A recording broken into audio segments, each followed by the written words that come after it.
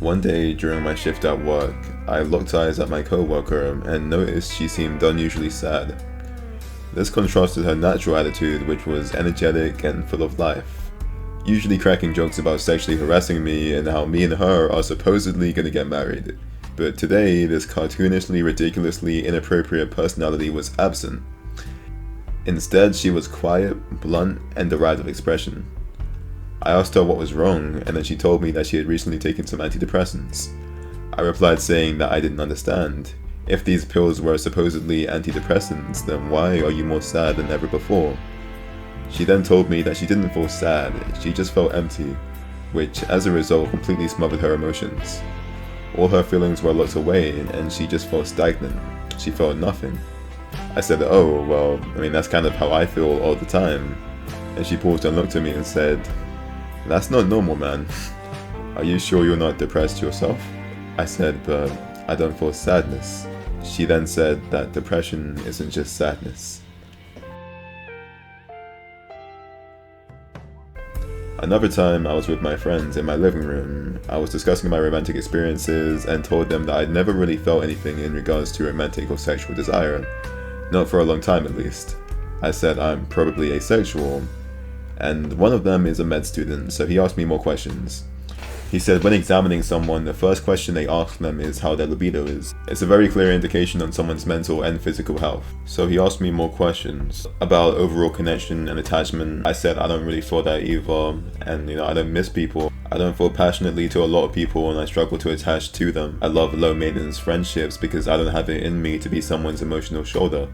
He told me that since I've been able to be with the opposite gender, that I'm not actually asexual, and I've just not been able to have a real connection with someone as of so far, and I should keep trying. I replied saying that I don't even feel the motivation to try.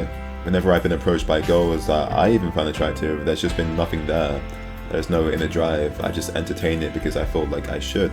And how this has only made me hurt people in the past, unable to maintain a relationship because I don't really feel any reciprocation towards them. He says to me, I still don't think you're really asexual. What you're describing sounds more like general emotional blunting, not just sexuality. It sounds more like depression. I said, but I don't feel sadness. And then he said, depression isn't just sadness. When in the past talking about detachment or disassociation, I've always avoided the word depression because I've mainly associated it with sadness, and I'm someone who doesn't get sad and doesn't feel a lot of bad emotions. In fact, like before I said, I just feel a lot of peace, serenity, and amusement too. I find things funny quite easily. I can't count how many times my friends or co-workers have just caught me laughing to myself and questioned my sanity. And I'm able to somewhat love and attach to certain people, not to the extent that most people are able to be. There's always a bit of compassionate attachment, as in, again, I don't miss people. I don't care if maybe I don't speak to someone for a while. I don't crave company, and I never feel alone in my own space. I find it hard to feel pleasure in things that should make me feel it. I struggle to find motivation in the pursuits of this world. It feels pointless, temporary, and meaningless. Look at where we're heading, look at how cartoonishly evil everything is. Why do I have to share the planet with these people? Maybe the human being is just a tragic misstep in evolution. They say nihilistic philosophy is pursuing a psychological dead end, but each day it seems to prove itself more and more true in its downplay of human existence. But that's the thing, if you're familiar with me and my beliefs, then you should know that I'm someone who's convinced that they've been given confirmation of the truth, and that the reason, or rather the excuse, that I choose not to care isn't actually true, and I still remain stagnant, living as if we're primordial slime evolved to higher power by impossible odds, only connected to our flesh. I won't escape my emptiness even when the spiritual world reveals itself in explicit and undeniable fashion. So is this really all just an excuse to be lazy? If this won't be the means to get me out of it, then what will?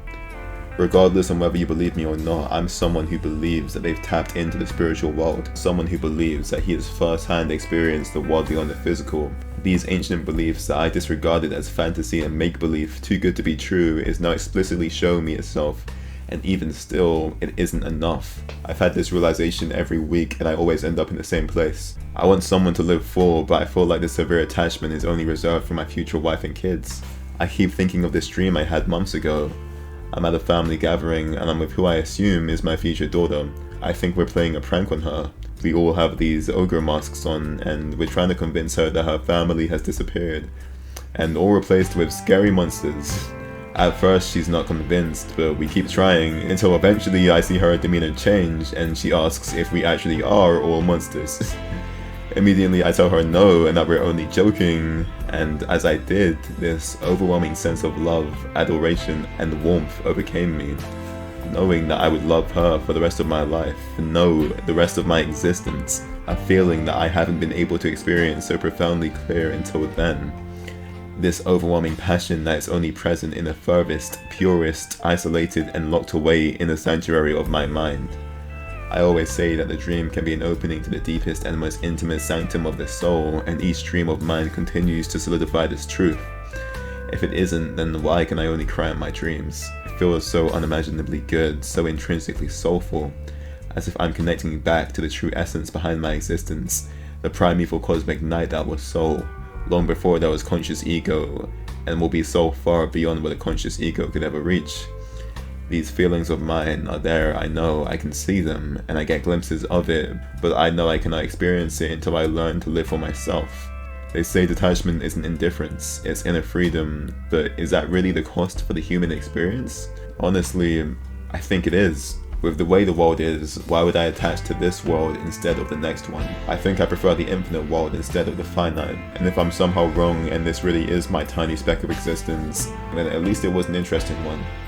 Of course there are still things to attach to in this world that would excel the spirituality, that would help me connect with my soul even more, and with that, soulful things. And it's all about finding balance realistically, and I think I am just lazy. These good emotions aren't far away, and I do experience them, just not to the extent that I could be. Maybe I really do just need to find my wife. I think of her all the day. I wonder what she's doing right now, in fact. Every time I imagine my wife, I just think of a girl version of myself. And I already know I'm self-obsessed, but this is just a new level. But I don't think she should be. That would probably piss me off after a while. I do think she will be the one to live for. I think all my love is reserved for her. She's the only one I can really attach to. And I don't want to depend on love to fix me, because that's obviously a recipe for disaster. But I think it will help me fix myself.